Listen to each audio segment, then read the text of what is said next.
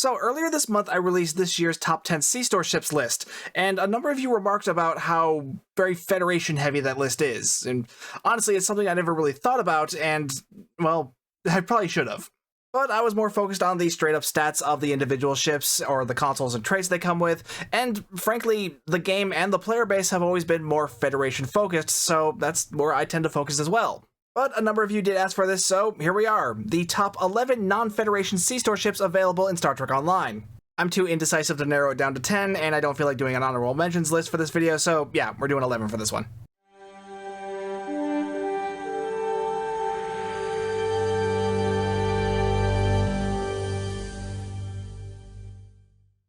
Before we get to the list, I do want to point out two ships that I already talked about in the first top 10 list that I did. The Kurok Battlecruiser and the Kuj Miracle Worker Battlecruiser. Both of these are Klingon ships, and they're both pretty decent to pick up, the Kuj especially. But because I talked about them in that first video, they will not be on this list. So even though I said I didn't want to do an honorable mention section for this video, I guess I kinda just did. The first ship on this list are the Temporal Warships. One of the nice things about the Temporal Warships is that there is a version for them for each faction. So there's a Federation, Klingon, Romulan, and a Jem'Hadar version. And these are really good ships too. Honestly, if it weren't for the Atlantis that came out earlier this year, these would still be on the normal top 10 list. They're warships, which are a unique type of escort. Most escorts only have 7 normal weapon slots, but warships get 8 weapon slots. The trade-off is that they do not have an experimental weapon slot, so they're a little like mini juggernauts, without a juggernaut array. Being temporal ships makes them reasonably well-rounded. An energy weapon build is easy to put on one of these, and then with all that temporal seating, you have a good number of unconventional systems triggers. And because it's a temporal ship, you could also lean more into a DUSI type setup, which DUSI is short for Directed Energy Weapons Science Build. Now, for the most part, the stats are pretty much identical between the 4 different versions of this ship. However, there are some unique faction differences. The Charg, the Klingon version, has a cloaking device. The Kohler, the Romulan version, has a battle cloak and a singularity core. And the Dominion version has the wingman mechanic. And because of that, the Dominion version is really the strongest of the 4. Though I do think the Romulan version is the prettiest. These ships also come with a pretty decent and also kind of difficult to explain starship trait. So the one I have listed on the screen here is called Persistence of the Founders. That's the Jem'Hadar version of the trait. Anytime you activate Attack Pattern Beta or a temporal ability, you gain some firing cycle haste and a little bit of bonus damage to Polaron. Now there is a different version of this trait for each faction, the only difference being the type of damage that it buffs. So the Federation version gives a phaser buff, the Romulan version gives a plasma buff, and the Klingon version gives a disruptor buff. However, the individual traits aren't bound to the individual ships. In fact, you can actually get all 4 traits on just one of these ships. However, you'll only be able to lock the specific trait that is linked to your faction. So in order to get the Romulan version of the trait, you can use any version of the 4 Temporal Warships, but you can only get it on a Romulan Republic faction character. So the upside is that you technically get 4 different starship traits for the price of 1 ship. The downside is that you'll only ever be able to use one of those traits on any given character, depending on its faction. You gotta remember that these ships came out before cross-faction flying was a thing. Other downsides are that they are very light on engineering console slots, so they're not ideal for isomags until you upgrade them to T6X2. And it is a bit heavy in the temporal seating, having a commander and a lieutenant level temporal seat. It's kind of why the Atlantis won out over this, because that has temporal intel. Moving on to the next one, the support carriers. This is another one that has a version for all 4 factions. These are normal carriers, so they have 2 hangar bays, but they are a bit more science-focused in the bridge officer and console layouts. And it also means they only have 6 weapon slots, only having 3 weapons layouts. However, these ships do have a Lieutenant Commander command seat, so you could do something similar to what I did on the Awani, giving you the ability to make a build that is very focused on fighter support. Another nice thing about these ships is that they also are able to use certain unique frigate pets that a lot of other carriers don't have access to. The Romulan version, the Ronodare, is able to use the Romulan drone ship frigates that are unlocked with the scimitars. Those are very powerful frigate pets. In fact, someone commented on the first top 10 list video saying that they would actually recommend the Ronodare over the Awani. And while I don't necessarily agree with that assessment, the Ronodare's ability to use the Romulan drone frigates is really nice for that ship. Additionally, the Klingon version can use the old Bird of Prey frigates that were only unlocked with the old Vokuv. The Federation version actually isn't a normal Starfleet ship, it's a Cation ship. And it's capable of using the old Cation Stalker fighters that came with the old Atrox. And then there's the Jem'Hadar Vanguard version, which can use any Jem'Hadar pet, And it also has the wingman mechanic, so technically that was probably the best one, but honestly I still like the Ronaldair better because, one, it can use the drone frigates, and just like with the Temporal Warships, the Romulan version really is the prettiest of the four. Downsides to this ship: one, it is a science carrier. Flight deck carriers are still better, but at the same time, you can still make this work. But the other downside is that it is not full spec, only having a Lieutenant Commander command seat. That's a large part of the reason why the Awani kind of wins out in my book, because the Awani is a full command ship. But of course, the Awani can't use the Romulan drone pets, which those might appeal to you more. Now, if you're wanting a pet build that's a bit more tactical focused, this next ship might appeal to you more. The Flight Deck Assault Carriers. They're flight deck carriers, so they have 2 hangar bays, however they are set up much more like cruisers than normal carriers, meaning they have 8 weapon slots, and in fact these have a 5-3 weapons layout. They also have 5 engineering console slots, making them really ideal for the advanced hangar bay consoles if you want to go in that direction, whereas the support carriers only have 4. There are 3 different versions of the flight deck assault carriers: the Suliban Silic, the Orion Blackguard, and the Tellarite Prelim. The stats between the 3 of them are mostly identical, however the Silic does have a leg up on the other 2 because it has a battle cloak, whereas the Blackguard and the Prelim have no cloak at all. Though I do think the Blackguard is the best looking of the 3, and, Orions. The only 2 downsides are, 1, the ship is not full spec, only having a Lieutenant Commander command seat, and that command seat is unfortunately also on the tactical seat. I would have liked it a lot better on that universal seat. Next up are the Tactical Command Battlecruisers. Now, these ships are a little weird because they're called Battlecruisers, but they're not set up like Battlecruisers. They only have 2 of the cruiser command auras, shield frequency modulation and attract fire, which normally you only see on flight deck carriers, and these ships have a hangar bay, which is definitely not a normal feature of a battlecruiser. But yeah, for some reason they are called Battlecruisers. These ships are full command ships, so they're really good for tank builds. You could also set up a torpedo build on them if you wanted, but they do have a 4-4 weapons layout, so you are going to be lacking that Maelstrom torpedo. These days, 5-3 really is better for torpedo builds, and, literally everything else. There are 3 different versions of this ship. There's the Tycho Core, which is the KDF version. It has a normal cloaking device. The Vastam, which is the Romulan version, and that'll have a battle cloak. And the Presidio, which is the Federation version, which will have no cloak. And yes, I am going to say it again, the Romulan version is the prettiest version. Honestly, I only used the Tycho Core's picture because I didn't want the list to feel too Romulan heavy. Downsides to these ships. Like I said earlier, it is a 4-4 weapons layout. And the secondary specialization seat on this thing is also a command seat, and it is on a lieutenant level science seat, so you're probably not going to get much use out of that. Next up is the Martok Tactical Battlecruiser, and unlike the Tycho Core, this one is very much a more typical battlecruiser. This one also has a command seat and is a 4-4 weapons layout, so again, this is another one that can make a decent tank, or make for a solid mine-heavy torpedo build.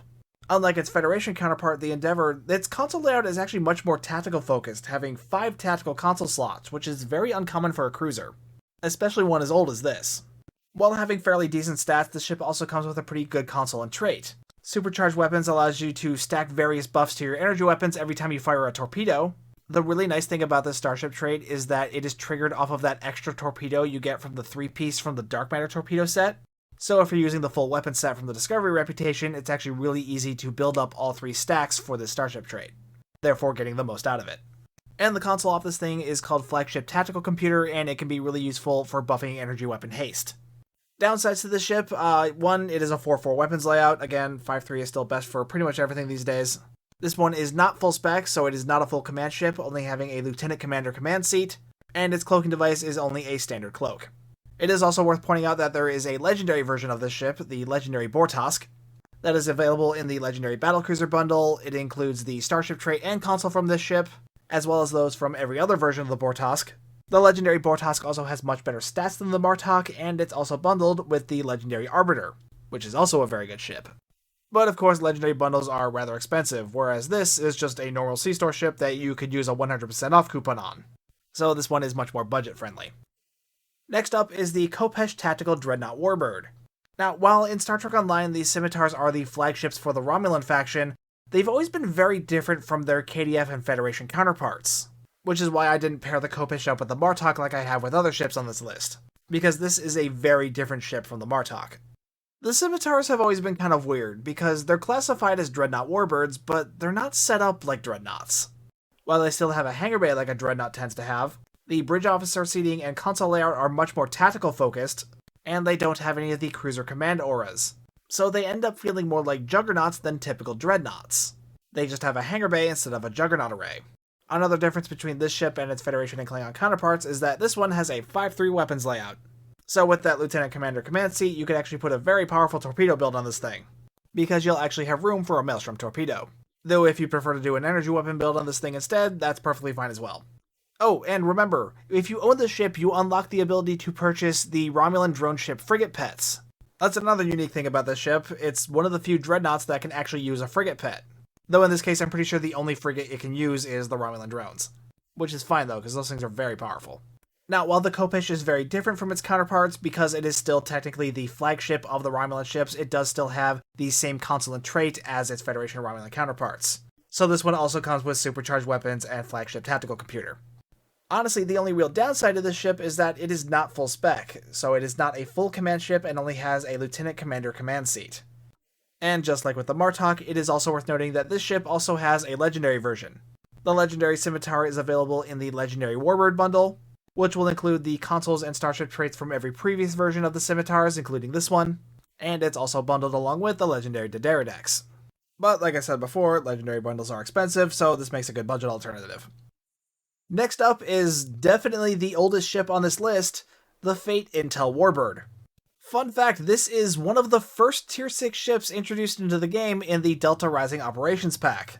And despite its age, this thing's held up fairly well over time. It's an escort type ship, so it's small, maneuverable, and very tactical heavy, which means consequently it is a bit squishy. It's a full intel ship, meaning it's capable of using surgical strikes.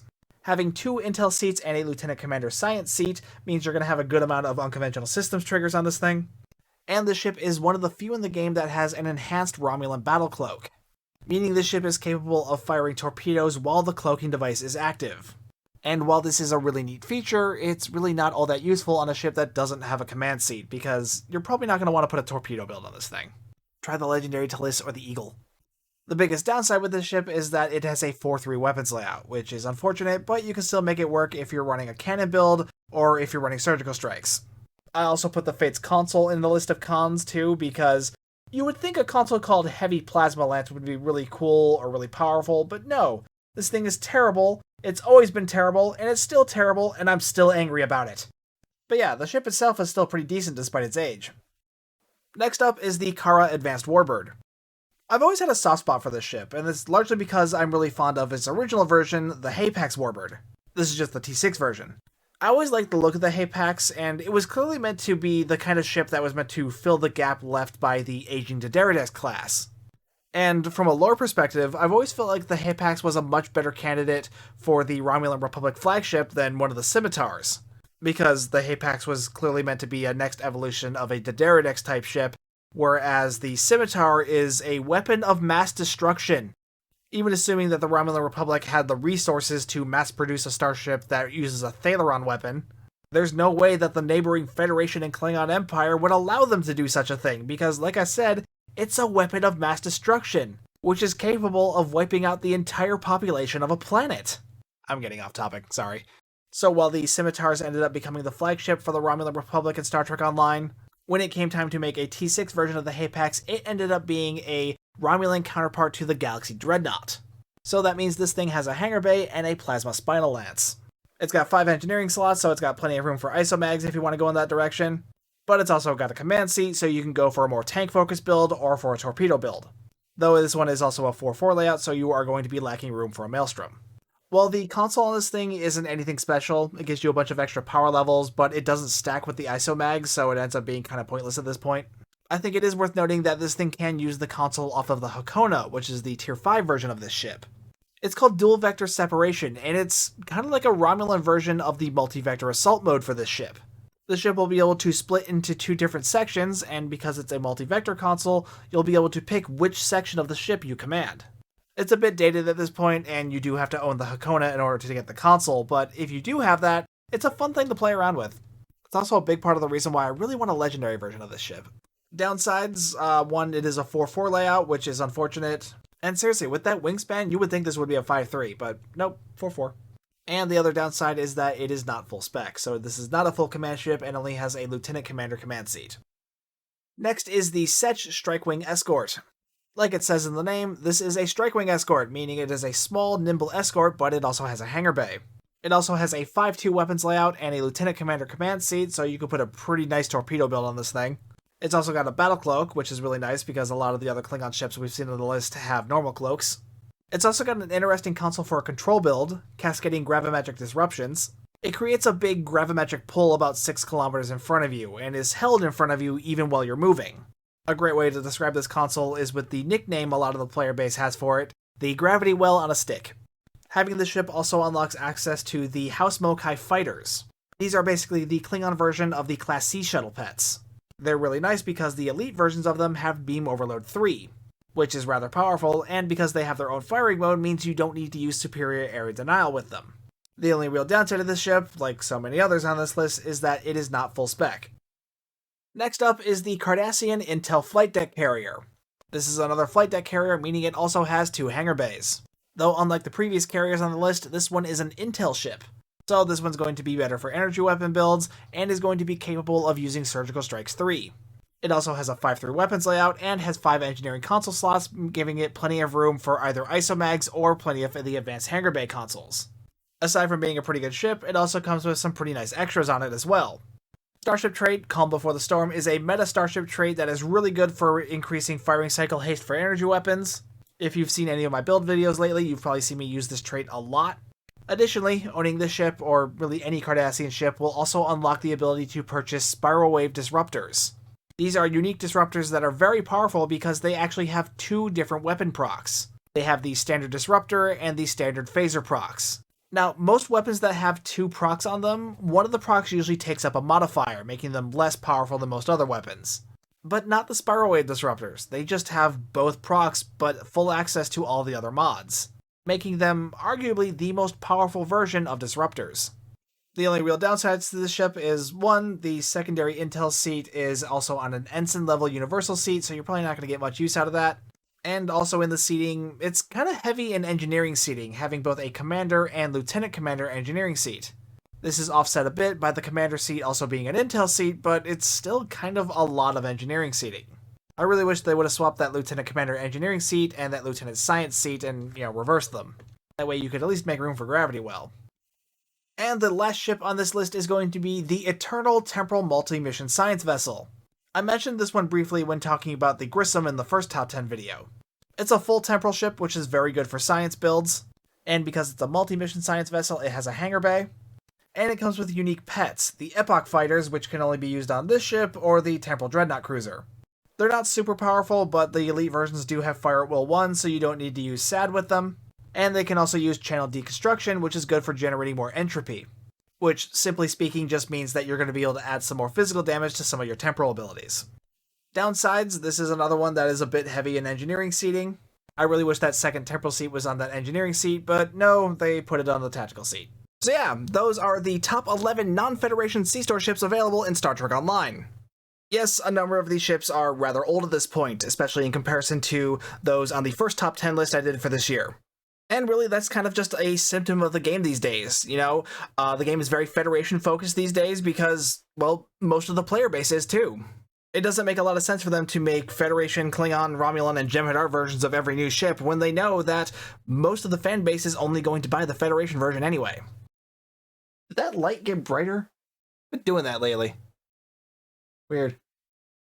Anyway, the point that I'm trying to get to is that these days most of the really good non-Federation ships usually end up being legendary ships, or sometimes lockbox or promo ships, which is unfortunate, but again, that's just kind of reflective of the player base. But even with this being the case, there are still a number of good non-Federation ships still available in the C-Store. They are a bit older, but they still hold up to the test of time, more or less. And honestly, with the power creep the way it is in Star Trek Online, honestly, you're not going to have a problem with any of these ships, really. In Star Trek Online, it's always been more about the gear and the traits than the ship itself, so don't worry about it.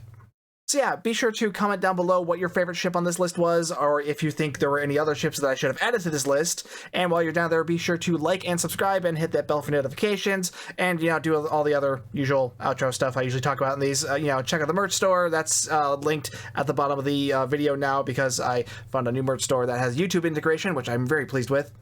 Be sure to use my affiliate codes with Epic Games or Real Merch if you're ever shopping on either of those locations. And either way, though, thank you so much for watching. My name's Stu, and I will see you guys next time.